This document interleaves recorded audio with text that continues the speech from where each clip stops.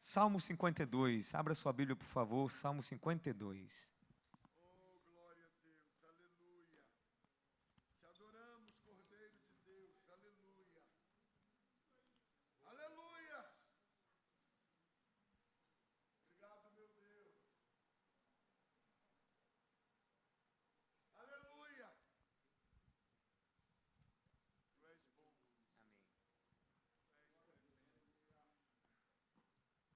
Salmos de número 52. Diz assim: porque você se vangloria do mal e de ultrajar a Deus continuamente, ó homem poderoso? Sua língua trama destruição. É como navalha afiada, cheio de engano.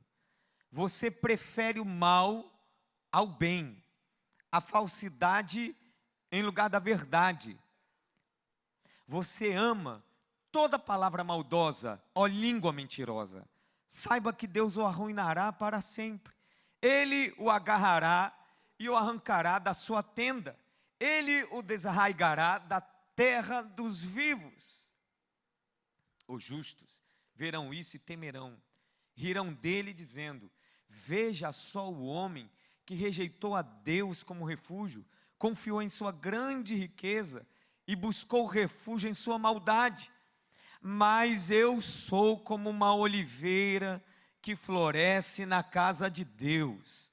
Confio no amor de Deus para todo sempre. Para sempre te louvarei pelo que fizeste. Na presença dos teus fiéis proclamarei o teu nome, porque tu és bom. Nós cremos, Senhor Deus, que dentro desse texto, nesta palavra, o Teu Espírito Santo preparou algo extraordinário para nós. Fale a cada coração aqui, ministra, Senhor, com toda a liberdade, em nome de Jesus. Amém. Glória. Glória. Esse salmo, talvez você, enquanto lia ele nos primeiros versículos, estranhou, né? O que tinha aqui? Muito sentimento de Davi. Mas se você entender o contexto que ele escreveu, aí a sua mente abre um pouquinho para a história. É um salmo de lamentação, convidando Deus a olhar para um tirano, para uma pessoa chamada Doeg. Doeg participou da história de Davi. Doeg era um homem que conspirou contra Davi, servo de Saul, na época em que Davi, o texto narra isso, lá em 1 Samuel, enquanto Davi estava sendo perseguido por Saul, e nessa trajetória de Davi, nas escondidas dele, ele para junto com o sacerdote Aimeleque, e chegando lá ele pede pães, ele come dos pães, dar aos soldados dele. E quem estava por trás? Doeg, servo de Saul, observando o que o sacerdote fazia. O sacerdote ainda deu uma espada, a espada de Golias, que o próprio Davi tinha vencido. Essa espada ficou lá guardada com o sacerdote. O sacerdote dá a Davi essa espada. Davi sai com a espada de Golias e alimentado. E Doeg, ele vai para, um termo aí usado aí, xinovar Davi, lá com o rei Saul. E conta para o rei Saul onde estava Davi. E conta o que o sacerdote fez a Davi, a bondade do sacerdote a Davi. O rei Saul ainda com muita ira no coração, motivado por vingança, leva os seus soldados e chega ao sacerdote e manda matar todos os sacerdotes, não só Aimeleque. 85 sacerdotes são mortos naquele dia. Só tem um detalhe: o texto diz que nenhum soldado ousou cumprir a ordem do rei Saul. Ele falou: quero que mate todos. Todo mundo recuou. Mas teve um homem que não recuou e matou todos eles. Quem foi? Doeg. Matou 85 sacerdotes. Como se fosse pouco, matou a família, as esposas, os filhos, matou os animais, nada sobrou. E essa informação chegou aos ouvidos de Davi. E Davi faz esse Salmo 52.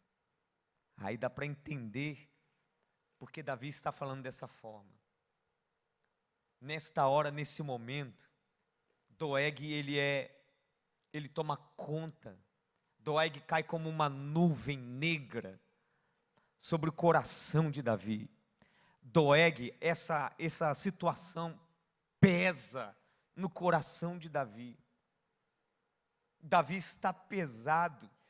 Davi, ele agora perde a perspectiva. Davi não consegue fazer ler a realidade dele, o todo da realidade dele. E não é por menos. 85 sacerdotes com as suas famílias morrem às custas de Davi. Estava em pranto, estava em luto. Davi estava em luto, porque aquela morte estava atribuída a ele, e ele falou isso. Ele sabia disso. O coração de Davi, nesse momento, só tem uma coisa, uma pauta. Ele poderia estar fazendo outras coisas durante o dia, mas só tinha uma coisa que governava a mente e o coração de Davi. Quem era? Doeg. E a morte dos sacerdotes inocentes encheu o coração de Davi. E nós vivemos dias que o nosso coração também pesa, se enche também de injustiças, se enche de outras coisas, se enche de preocupações da vida, de contas para pagar, de decisões importantes para ser tomadas. Quantas coisas capturam o nosso coração. Quantas pessoas entram à igreja pesadas, estão cultuando, mas ao mesmo tempo a música de fundo é aquela circunstância que o assaltou, que entrou no ser, no coração, está pesando. Jesus, sabendo disso, ele faz um convite: vinde a mim os que estão o quê? Cansados, sobrecarregados. Não só carregados, sobrecarregados, tem cargas a mais. Jesus conhece os nossos corações. Ele sabe quando estamos sobrecarregados. Ele sabe quando eventos ruins acontecem conosco, fugindo da nossa agenda. Quantas coisas fogem da nossa agenda. Davi nunca iria imaginar que aquele encontro iria dar a morte de 85 homens e suas famílias, filhos, crianças, gente inocente. Nunca pararia, nunca imaginou isso. Então foi assaltado por aquela notícia, por aquela informação, que descontrolou talvez ele, deixou ele arruinado, deixou ele para baixo. E quando ele vai escrever salmos, porque Davi é este homem que escreve salmos, ele não esconde o que está no seu coração. Quando ele começa o texto, e o versículo 1, a gente leu aqui, só para relembrar, ele falando de Doeg: você se vangloria do mal, de ultrajar a Deus continuamente, homem poderoso, sua língua trama destruição. O texto aqui, a poesia desses salmos, tem a ver mais com Deus ou com Doeg no seu início? Com Doeg. É ou não é? Está na sua Bíblia assim, amém? Pode ver aí.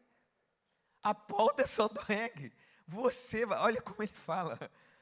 Você saiba que Deus o arruinará para sempre.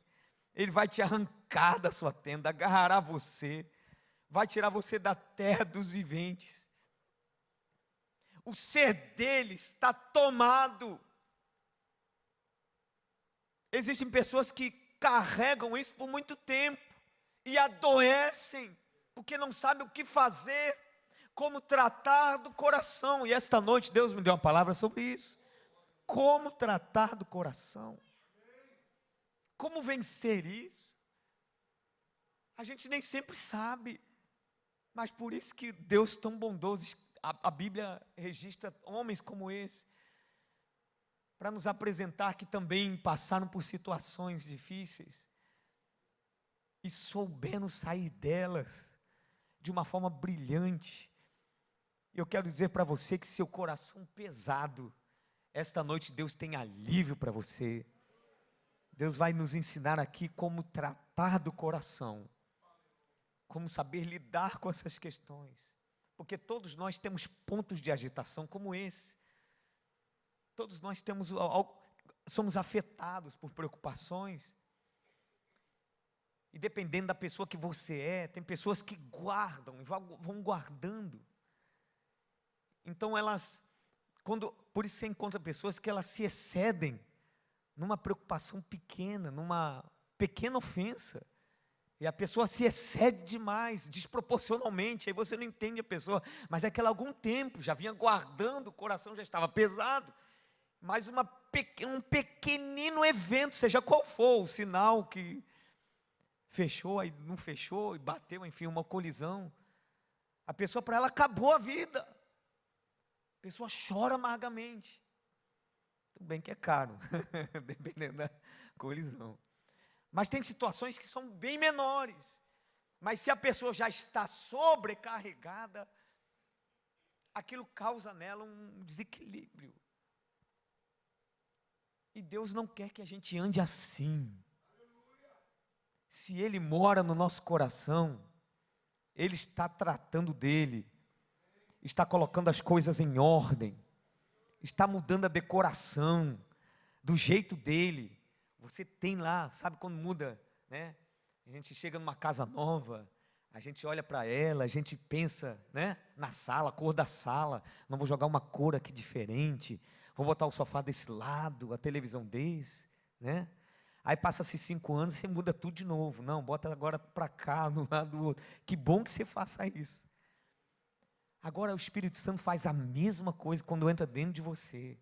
Ele muda a pintura, ele coloca um quadro, ele é um arquiteto, um exímio arquiteto, sabe tratar, sabe o que está em desordem, ele sabe colocar em ordem. Tem algumas casas que ele joga para baixo, constrói tudo de novo. E Davi, como que ele tratou? Como é que Davi faz?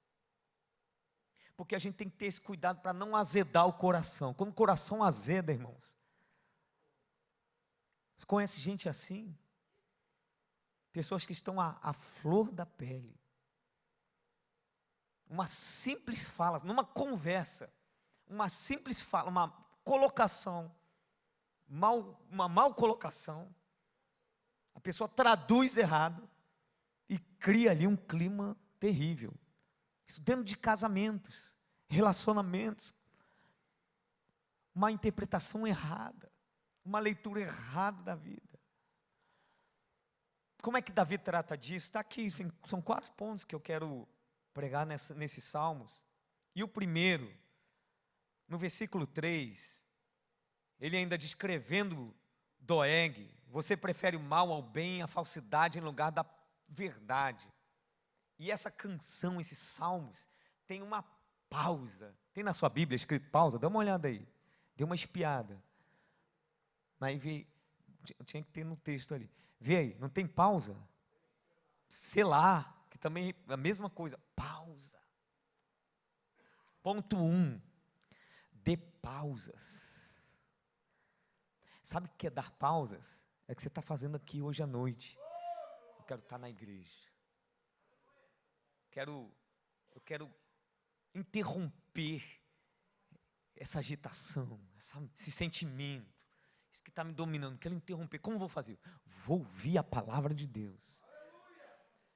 Vou conversar com alguém, de preferência, sensato, espiritual, cheio de Deus, que vai ministrar na sua vida. Porque se conversar, porque tem pessoas que vai conversando. Sendo que você vai soltando para um monte de gente, você não filtra isso, aí você vai encontrar pessoas que vai piorar a situação. Isso aconteceu contigo? Meu Deus! Ao invés de orar ou dar uma palavra mais sábia, ela lança mais combustível naquele incêndio. Dê pausas, ore, Interrompa, coloque louvores, músicas. Você já viu quantas músicas são as letras inspiradas? Não sei você, mas algumas delas, eu paro aqui, estou adorando a Deus, e eu falo assim, Senhor, era exatamente isso que eu queria orar. Só não sabia as palavras, mas era essa aí. Era essa oração aí. Só não sabia, mas como tu disse que tu intercede por nós que nós não sabemos, é verdade. Aí vem a frase, aí vem o texto, aí vem a declaração de amor, aí vem o louvor, aí vem a adoração. Aí vem a confissão, não sei como confessar. Aí vem um texto com esse louvor, né? Nenhuma condenação há para os que estão em Cristo Jesus. É alimentando sua fé. Você que pecou, e a gente sabe, quando peca, vem a culpa, aí vem o diabo te acusando. Como é que a gente faz? Primeiro, se arrependa, a mesma coisa, não muda, quando você se converteu a Jesus, se arrependa, confesse e tenha fé. 3 elementos básicos, se arrependa, confesse a Deus e tenha fé, que Deus é poderoso para te perdoar, porque tem pessoas que confessam, se arrependem e confessam, mas não crê tanto assim no poder de Deus, elas não esperam receber o perdão de Deus, e Deus é poderoso para te perdoar. Dê pausas, converse com alguém, respire, e esse respirar é na casa do Senhor. Como é bom estar na casa de Deus, amém? Como é bom ser orado por alguém nessa hora. Aí vem alguém e ora por você. Eu me lembro de uma igreja que eu visitei há uns anos atrás, e aí falaram isso, você vai orar por alguém que está do seu lado. Eu fui orar pelo irmão, Deus me direcionou uma oração, e aquele irmão chorou em prantos, e quando acabou falou, qual o seu nome, você congrega aqui? Eu falei, não, isso é o Espírito Santo, tem nada a ver comigo. Foi só ele que conduziu, porque ele sabia o que tinha aí dentro. É aqui que você dá pausas, porque tem pessoas que quando está o coração ruim, ela acha que tudo na vida não presta, a igreja não presta, o pastor não presta, as pessoas não prestam, confia de todos. Eu já ouvi gente falando assim, confiar nas pessoas hoje é muito difícil. Não é não, se o seu coração estiver bem, você vai estar aberto para novos relacionamentos, você vai saber filtrar com conversas, interações, a vida fica melhor. Então dê pausas. Número 1, número 2, Davi dá mais espaço para Deus, porque o tema é só Doeg, mas lá no versículo 6, 7, aí chega o 7, veja só o homem que rejeitou a Deus como refúgio, confiou em sua grande riqueza, buscou refúgio em sua maldade. Ele está falando agora de Doeg, mas também tem Deus, aí ele vai dando mais espaço. Quando chega no 8, mas eu sou como uma oliveira que floresce na casa de Deus, confio no amor de Deus para todo sempre. Cadê o Doeg aqui? Não está mais. Ele foi abrindo o coração e Deus foi entrando. A palavra vai entrando, o louvor vai entrando, você vai lembrando de feitos de Deus, você vai lembrando que você tem um Deus para confiar, Deus vai ganhando mais espaço no seu coração, e aquilo que era tribuloso vai diminuindo dentro de você. Invista mais tempo com Deus, tenha mais tempo de oração, tenha mais tempo com o Senhor, lembre-se mais de Deus do que do problema. A gente conversa com algumas pessoas que têm muitos problemas, e alguns muito gigantes, e a primeira ação é trazer essa pessoa para o Senhor, conduzi-la a Deus, porque quanto mais perto de Deus, mais cheio de Deus, mais vazio você está desses efeitos da prova e da luta. A luta talvez continue, mas o efeito dentro de você é diferente, tem menos tribulação dentro de você, está mais em paz. Quantos cultos a gente não sai aqui, quantos podem confirmar isso?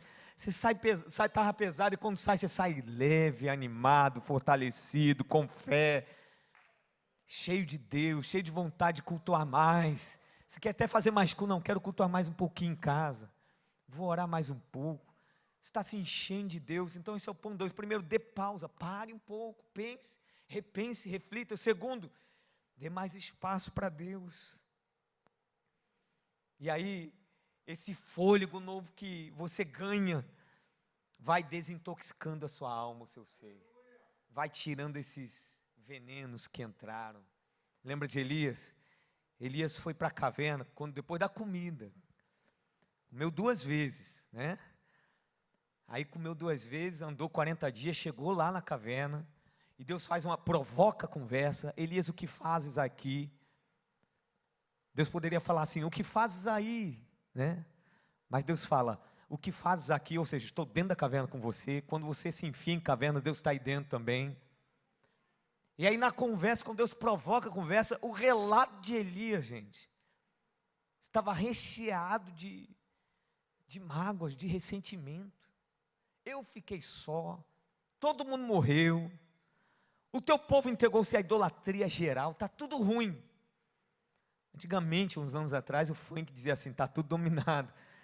Acho que o resumo do relato de Elias está tudo dominado, Deus, está tudo dominado. Elias estava como? O coração azedou. Ele deixou o tempo passar e o coração foi azedando. E a caverna não era só a pausa. A caverna era um tratamento de Deus sério. Você lembra como termina a conversa? Deus traz a ele uma nova missão. Ei, Elias, você ainda é profeta. Eu ainda estou na ativa de Israel. Eu não saí de cena. Eu estou presente. Então, por favor, cumpre ainda mais 3 missões. Aí dá para ele 3 missões. Deus faz isso conosco. Se encha mais de Deus. Pastor, qual é o segredo? Porque tem gente que fala assim, pastor, eu não consigo nem orar. Está tão ruim que eu não consigo nem orar. Eu falei, graças a Deus você veio aqui, então vou orar com você e por você. Só fique de joelhos que a gente vai orar juntos. Aí você gasta um tempo ali, aquela pessoa vai, daqui a pouco ela está chorando. Já tive essa experiência, irmãos. Aí eu falo assim, agora é a sua vez, fica aqui que eu vou sair, só você e Deus. E ela fica ali algum tempo, em oração. E Deus vai tomando, vai preenchendo aqueles espaços. E aquele efeito da luta vai perdendo força. 3, versículo 8 e 9, ainda já lemos. Tem uma expressão aqui que ele fala, confio no amor de Deus para todo sempre. Para sempre te louvarei. Esse substantivo para sempre é o outro ponto desse tratamento. Como tratar o coração? Ganhar perspectiva. Passar a ver diferente. Porque para todo sempre, ele está dando a seguinte proporção. Doeg agora é só um pequenino episódio. Eu estou conseguindo ver a minha vida no todo. E Deus está presente nesse todo. Está entendendo que a perspectiva é isso? Porque quando a pessoa está com o coração ruim, ela só consegue ver a jornada da vida dela resumida naquele pequeno espaço de tempo. Mas quando Deus vai entrando, vai curando, vai sarando, a visão abre. Ela passa a ter uma perspectiva. Ela vê Deus em todas as outras áreas, em todas as outras fases da vida dela. Ela não vê só o passado e o presente, mas vê também o futuro. Deus para todo sempre. Doeg só ocupou um episódio triste, lamentável, foi luto, doeu, mas passou. Há muito de Deus para viver. É isso que eu digo para você. Quando você ganha perspectiva, o seu sentimento é, eu tenho muito de Deus para viver, comparado a isso que eu estou vivendo agora. Está doendo, é ruim, está difícil, mas olhe com perspectiva, de preferência dos céus, o olhar de Deus. Com o olhar de Deus, você vê esse todo. Aí você vê as outras fases da vida, da sua vida, Deus trabalhando, como Deus trabalhou. Você vai resgatar no passado, não os fatos ruins, porque é possível você ler agora a sua vida só com os fatos ruins. Por quê? Porque o coração está ruim. Aí você vai falar assim, não, também a minha vida realmente não valeu a pena, porque lá atrás, no meu casamento também aconteceu isso, lá atrás mais isso, e mais isso, e mais isso, mas teve coisas boas também, sendo que você não lembra, você não consegue trazer isso para a mente, porque seu coração está ruim. Aí quando você traz, aí você lembra, sim, não, mas Deus restaurou, não, Deus cuidou, não, Deus estava presente, Deus falou, Deus ministrou, veio uma palavra, lembrei o que Deus falou. E você vai resgatando, como Jeremias, quero trazer à memória o que me traz esperança. Vai ganhando perspectiva. Você vê Deus presente em tudo. Difícil demais agora, mas você consegue enxergar uma eternidade com Deus. É tão bom, irmãos, a gente pensar na eternidade. Mais uma vez, Arthur vai conversar sobre eternidade. 7 anos de idade. Papai, foi depois do EBF. Glória a Deus, viu? Fez um efeito assim. Aí foi falar do céu. Aí foi falar assim, pai, eu vi o céu lá no desenho. Tem ruas de ouro, não sei em que momento, mas ele viu. Lá na glória a Deus por isso. E aí tem as ruas de ouro, tudo é muito bonito. Mas papai, morrer dói. Na cabeça dele, há 5 anos, quando tinha 5 anos, ele me fez a pergunta: papai, tem outro jeito de ir para o céu sem você morrer? Aí eu falei: um dia eu vou te explicar como. Agora você não entende. Do arrebatamento da igreja, amém, irmãos? Nós cremos nisso. E aí ele puxou a conversa de novo: mas papai, morrer dói. Eu falei: nunca morri, quem morreu não disse, mas deve doer. Mas é o seguinte, filho, se eu morrer, normalmente eu morro primeiro, depois vai você. Se eu morrer primeiro, Jesus falou assim, ó, 1000 anos na terra é como um dia para o Senhor. Então quando eu morrer, vamos dizer que eu passe 50 anos, aí você chega lá no céu. Não passou nem 5 minutos para mim lá, chegou, então a gente não vai estar separado nem 5 minutos. Aí ele deu um sorriso, aí ele ficou feliz com a resposta. E a outra conversa com ele, e essa é para você, eu falei assim para ele: mas melhor do céu, meu filho, é com quem a gente vai estar. É com Jesus. A gente vai estar com a eternidade com Jesus. A gente nem vê ele agora, mas lá a gente vai ver ele. E é tão bom estar com Jesus, irmãos. É tão bom ter essa perspectiva de Jesus presente em todas as áreas da nossa vida, em todas as fases, em todos os momentos. É tão bom ver o todo, a sua vida sendo governada por Deus, dirigida por Deus, e Ele aproveitando as lutas e as provas que você e eu passamos nessa vida, que nós não estamos livres dela, e Ele aproveita da circunstância para tratar de nós, para nos encher de fé, para nos aproximar dEle, para nos tornar mais sóbrios, mais confiantes, mais alegres, mais sensíveis à voz dEle. Quanto de perspectiva a gente ganha, e Davi não foi a primeira vez. Quando ele foi ungido a rei, ainda com Samuel, ele tinha uma perspectiva de Deus, porque ele não saiu direto para o trono, ele sabia que ele sairia novamente para a casa do pai como filho. Ele tinha uma visão como filho, tinha uma visão como pastor de ovelhas, depois como um músico. Ele tinha essa visão do todo, e ele soube se conduzir em cada fase da história dele, porque ele tinha perspectiva à luz dos céus. Quando ele é ungido rei, quando ele toma o trono ali, e ele, até antes um pouco, ele Saul persegue, ele é perseguido por Saul. E algumas fases da história dele, como por exemplo Ziclag. Ele sai para uma guerra, e Ziclag era a cidade que ele estava ali por um tempo. E vem alguns homens e saqueiam a cidade, levam as mulheres, levam os filhos. Quando Davi e seus homens voltam da guerra, que não chegaram a guerrear, quando chegam em Ziclag, quando eles veem essa circunstância, eles choram. E aí os homens de Davi resolvem apedrejar Davi. E o texto diz de uma forma bem misteriosa: Davi se animou no Senhor. Os homens de Davi tentaram apedrejá-lo, e Davi se animou no Senhor. Ele ganhou uma perspectiva do todo. Eita, peraí, não, esse não é o ponto final da minha vida. Tem mais da minha história a viver. Deus me ungiu, e eu vou ser rei de Israel, porque o Senhor me ungiu. Esse não é o ponto final da sua vida. Eu vou repetir, isso que você está vivendo essa dor, essa perda, o que for, essa preocupação, aquilo que tomou e roubou você, o seu senso de ver as coisas, isso não é um ponto final da sua história. Tem mais para você viver. Deus te trouxe aqui para essa pausa, para Ele te encher, e você cheio, você dá uma nova visão do seu casamento, da sua vida, das suas finanças, da sua vida espiritual. Pastor, eu estou frágil, mas Deus está falando contigo agora, e é na sua fraqueza que Ele traz força.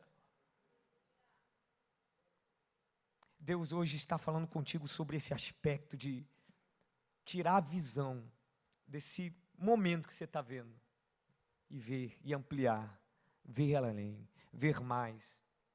E o quarto ponto, versículo 9, para sempre te louvarei pelo que fizeste, na presença dos teus fiéis proclamarei o teu nome, porque tu és bom. Davi exalta a bondade de Deus. Sabe por que Davi exalta a bondade de Deus? Porque aquela ofensa, porque aquela doença no coração perdeu a força, saiu dele. Quando nos esvaziamos,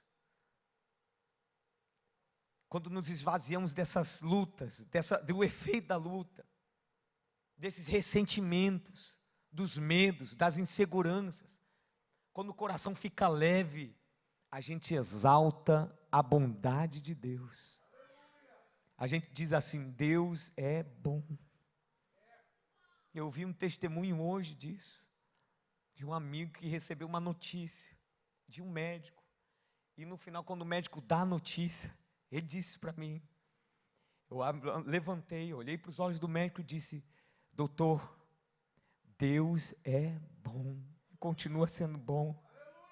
Quem exalta a bondade de Deus, vive a bondade de Deus.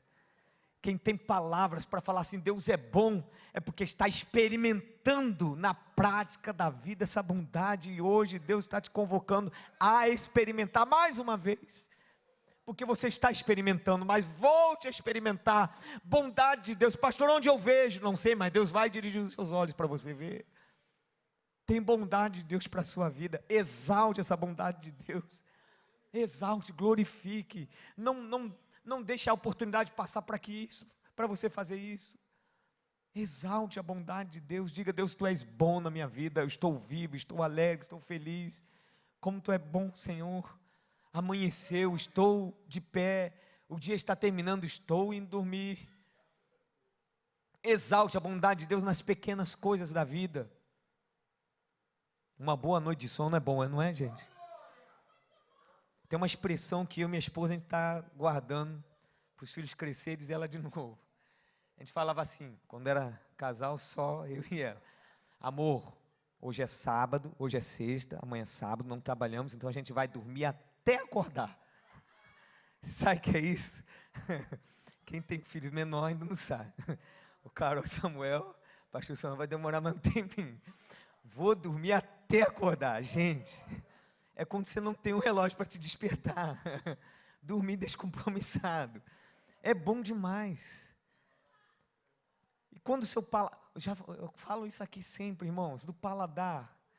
E eu, antes de vir aqui para a igreja pensando em lanchar, eu lembrei que a minha cunhada fez uma canjica pensando em mim. Falou: eu fiz uma canjica pensando em você. Eu falei: Deus, deve ser bom demais. E foi bom mesmo. Uma canjica com coco, com leite de coco. Gente, eu comi assim demais antes de vir para a igreja aqui. Mas falei assim: eu não vou comer tanto, mas já estou pensando nela aqui, quando chegar em casa. É o paladar quem deu isso. Foi Deus. Aí eu me lembrei de um pastor Jaime falando isso aqui uma vez no púlpito um tempo, que falando que Deus poderia ter feito com a gente como o carro, porque alimenta o quê?